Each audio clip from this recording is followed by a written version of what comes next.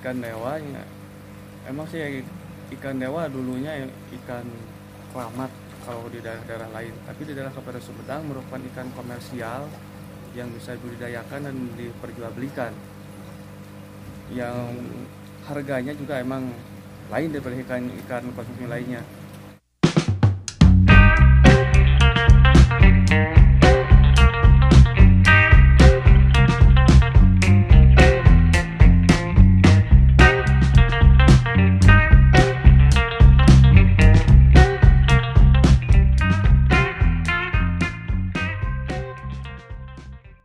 Terkait dengan ikan dewa ya, emang sih ikan dewa dulunya ikan keramat kalau di daerah-daerah lain, tapi di daerah Kabupaten Sumedang merupakan ikan komersial yang bisa dibudidayakan dan diperjualbelikan, yang harganya juga emang lain daripada ikan konsumsi lainnya. Harganya bisa mencapai 800 sampai 1 juta per kilonya. Mengapa ikan dewa ini atau ikan kancing ini harganya begitu fantastis? Karena yang pertama, susah dibudidayakannya, tidak setiap kolam atau jenis air bisa dibudidayakan, dan kedua susah untuk dibudidayakannya atau di air breedingnya, karena tidak setiap orang bisa memahami dan membudidayakan ikan ini. Itu yang menjadi faktor mengapa ikan dewa ini menjadi fantastis, karena yang tadi itu disebutkan. Dan untuk peminatnya juga kebanyakan dari kalangan menengah ke atas. Dan untuk sekarang banyak restoran-restoran yang mulai membuka kuliner ikan dewa ini karena tertarik dengan harganya. Di kita memang harganya standar ya, kisaran antara 800 sampai 1 juta, tapi kalau di luar negeri bisa mencapai 6 juta per kilonya. Kayak di Malaysia, saya pernah jual ke Malaysia, harganya untuk konsumsi 1 kilo mencapai 6 juta per kilo. Jauh terbalik dengan harga di kita ya.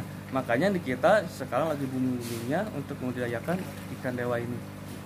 Untuk usia ikan dewa emang ikan tergolong yang paling lambat pertumbuhannya. Untuk capai 1 kilo aja bisa di kolam air tenang kayak gini bisa mencapai 3 tahunan lah untuk 1 kilo ya. Beda dengan di alam liarnya, di alam aslinya mungkin 2 tahun juga bisa nyampe 1 kilo. Karena ikan ini bukan ikan air tenang aslinya, ikan air perairan deras ya, kayak di sungai. Aslinya emang di sungai. Itu juga yang kualitas airnya masih bagus, bukan kualitas air yang sudah kotor, apalagi tercampur dengan limbah. Ikan ini tidak akan hidup. Hidupnya di air yang emang harus bersih, layak konsumsi lah. Itu pasti hidup. Untuk pertumbuhannya lebih bagus ya. Kang, secara tekstur dan tekstur ikannya kan ini yang membedakan apa, Kang?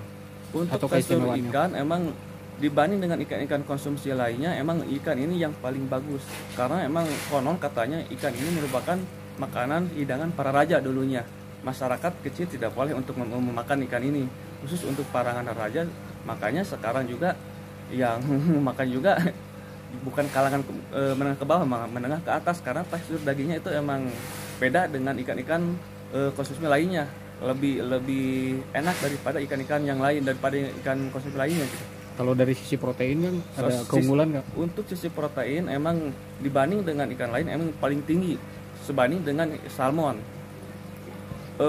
Kadang-kadang proteinnya emang paling tinggi, bisa dipakai untuk pengobatan pasca operasi. Kandungan albuminnya itu yang paling bagus dibandingkan dengan ikan gabus yang sudah banyak dipakai untuk pengobatan pasca operasi. Kalau dengan ikan ini emang lebih bagus mempercepat penyembuhan pasca operasi. Kalau di Ciburial ini emang sentra ikan. Untuk di kampung kami, kebetulan kami di kampung Ciburial ya, RT 1 RW 4 Desa Licin. Di kami ini sudah menjadi tradisi lah. Tiap kolam juga di sini sudah memelihara ikan ini karena turun temurun lah dari dulu. Saya sebelum lahir juga ini ikan ini sudah tersedia di kolam-kolam kami. Emang karena permintaan dari luar banyak dulu. Sedangkan kami komersialkan, lama-kelamaan ikan makin punah, habis. Nah, seiringan dengan berjalan dengan waktu, kami bagaimana sih untuk bisa ikannya bertahan bisa banyak, kami inisiatif untuk membudidayakan. Alhamdulillah sekarang ikan ini udah menjadi ribuan lagi lah, banyak bahkan kami bisa menjual ke daerah-daerah lain termasuk ekspor ke luar negeri gitu.